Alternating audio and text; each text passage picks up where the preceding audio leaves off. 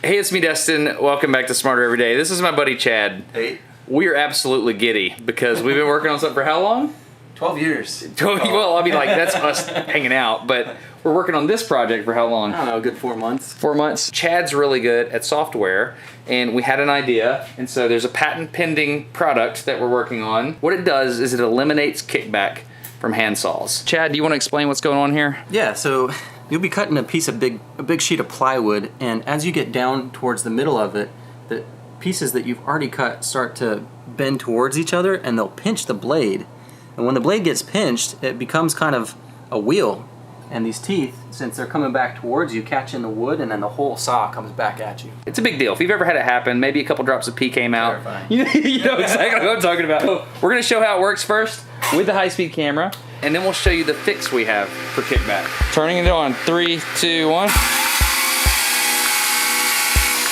Ready. It wants to go. I'm ready. 3, 2, 1. Whoa, it's still on. Kill it. What are we doing? And it came out because it got to the knot. Yep. You notice we have this chain and we've got this danger radius there. We show and make sure that the chain's not gonna hit this. Yeah.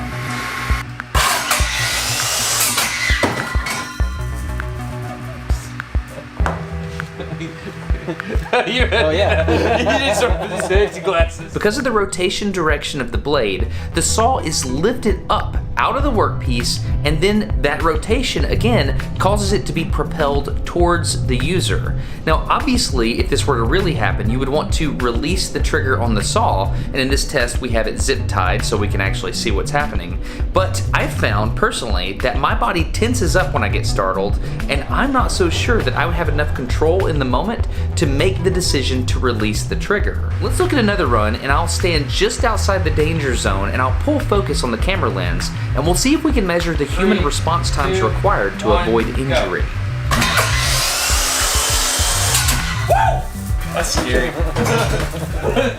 Okay, in this run, look at the timer in the top right of the screen that's counting from the moment the saw starts rising up out of the wood.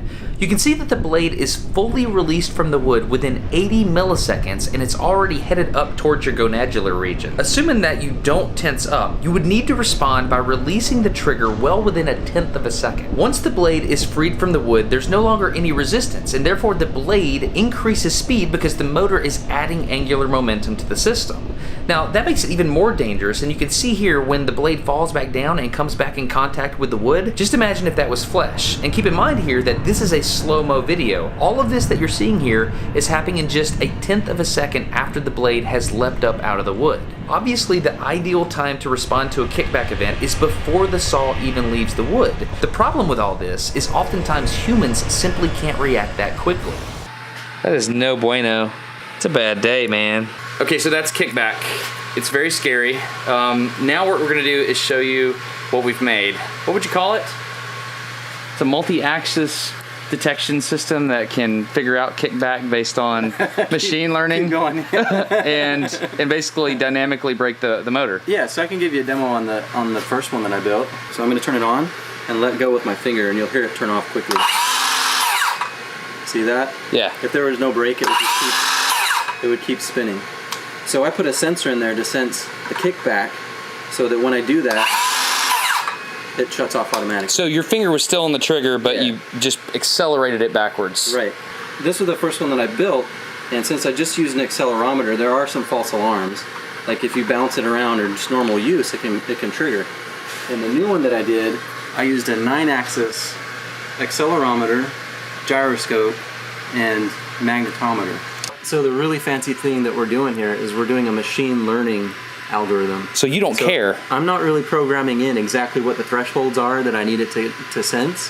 I'm taking data from dozens to hundreds of people using a saw in normal everyday ways and feeding that information into a neural network. And I'm comparing this. Stop grinning. We're cutting plywood here.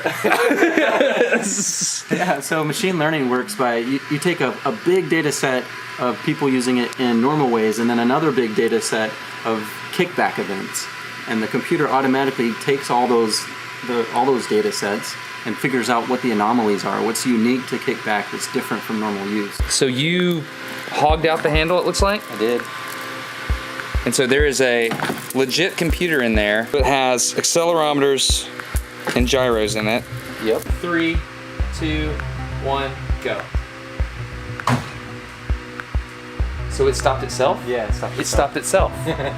That's what it does? That's what it does. That's awesome. Right there. To better understand how the system works, we've overlaid the data on top of the slow motion. We're measuring 9 different sensors here, but for simplicity's sake, let's just look at the overall magnitude of the acceleration, which is in yellow, and the magnetic field, which is in red. You can see that when the saw itself, not the blade, but the saw itself, starts to accelerate, the saw's braking system is applied and the magnetic field starts to work against the rotation of the blade.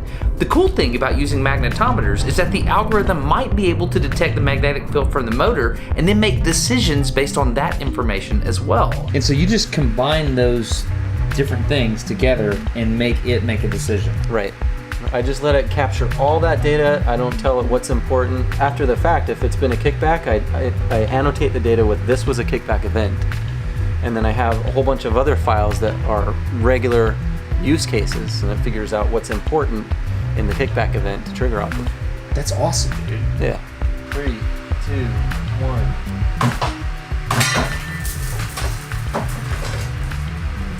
Oh, it did stop though. So we performed all of those tests by starting the saw while it was already bound up in the wood. But what would happen if we were to spin the saw up first before we induced the kickback event? This graph is stinking awesome and it tells the whole story. Let me walk you through it. Okay, if you look back here on the left, you can see this red spike. That's when the motor was first spun up. That's the torque associated with accelerating that blade rotationally, right? So as we move along here and we bump the front of the saw, that induces a kickback event. And you can see that in the data by this large yellow acceleration. And at that point, that tells the algorithm, uh-oh, there's kickback. And so it applies the brake. And you can see this red spike in the magnetic field. That is the saw's brake being applied and trying to stop that rotation of the saw blade. So you can actually see that happening, and it tapers off as the velocity of the saw blade decelerates. This is awesome. I mean, like, high five, we just used science to stop a kickback event. Well, I mean, it's even cooler because it's high five and not high four, which is what could happen if the kickback, I'll shut up now. Okay, here's the final test. I know how to run a circular saw the correct way, and I also know how to do it the wrong way. So I'm gonna try to induce kickback with the algorithm running from my hand and see what happens. Okay, here we go. Stop. This should be on saws. If you can detect the profile of a kickback event in Newtonian physics, then you can implement the brake that's already on the saw. Yeah, so if the brake's already in there, all you need is a little sensor to figure out when to hit the brake, and that's all we're doing. Yeah, so if you think this needs to be in tools, please tweet this video to your favorite tool manufacturer, and then tool manufacturer, come talk to us. We'll put a link down in the video description. Wait till you see the chainsaw experiment.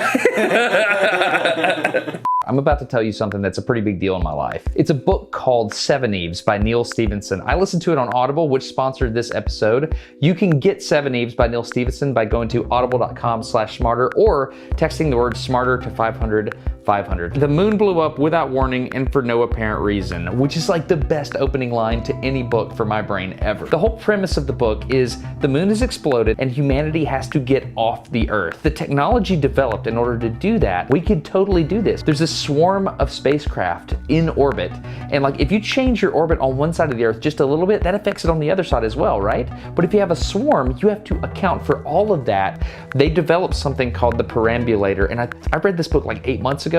I still think about the perambulator because the orbital mechanics hold true. Whip dynamics, there's artificial intelligence used in robots to help mine asteroids. It's amazing. So I know there's supposed to be a movie adaptation of this book. So Ron Howard, if you're listening, I want to be in the movie. Whatever, I'm not faking this. I really like the book. I love the fact that if I'm listening while I'm driving, which is how I listen to audiobooks, I can swipe my finger and tap a button, and that's how I can save an audio bookmark. I can listen to it later. It's an amazing book, Seven Eves by Neil Stephenson. Get this by going to audible.com/smarter or text the word SMARTER to 500 500. That book will change your life and it'll change the way you think. The thing I like about this is it's gonna make your life better, and that's why I love my collaboration or partnership, whatever you wanna call it, with Audible. They're rad. If you're the kind of person that subscribes to YouTube channels, then I hope you would please consider doing that with Smarter Every Day if you feel like this kind of content earns it. If I've already earned your subscription, then I would like to try to work on convincing you to click the bell, because the next few videos are redonkulous. Like, we're starting with Rocket Saw, and it just goes up from there. It's gonna be amazing. If you wanna learn more about the stuff Chad and I are doing together, we call it Lantern Safety Kinetics. There's a link down in the video description. The idea is to put brains in your hardware and make stuff safer. Thanks for watching these videos. I really like making them, and I hope you like them too. I'm Destin. You're getting smarter every day. Have a good one.